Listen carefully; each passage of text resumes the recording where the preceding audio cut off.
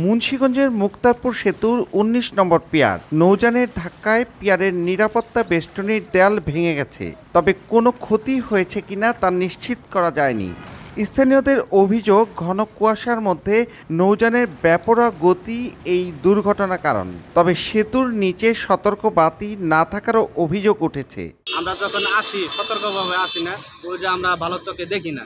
তারপর আমরা নিজেরা সতর্ক থাকলে আমাদের এই ব্রিজটা রক্ষা পাবে। বেপরোয়া গতিতে চলাচল করে, চলাচলের গতিতে দেখেন কতগুলা এই ভেঙে গেছে, যে বাউন্ডারিটা আছে বাউন্ডারিটা ভেঙে ফেলাইছে। প্রতিনিয়ত নৌযানগুলা বেপরোয়াভাবে চালায়, এমনকি এটা কিন্তু একদিনে হয় না, এটা একটু একটু করে বাড়তে বাড়তে এ পর্যন্ত এই অবস্থায় আসছে। অভিযোগ অস্বীকার করে সেতু বিভাগ জানায় বিষয়টি খতিয়ে দেখা হচ্ছে। সিসি ক্যামেরা না থাকায় নৌযানটি শনাক্ত করা যায়নি। রাত্রের ওই যে প্রতিবারে যেটা হয় কুয়াশার কারণে ওই লঞ্চ গুলা পেয়ারটা দেখতে পারে না। আমাদের লাইট দেওয়া আছে, তারপরেও ফগি ওয়েদারের কারণে না দেখতে পারে, ধাক্কা মারে।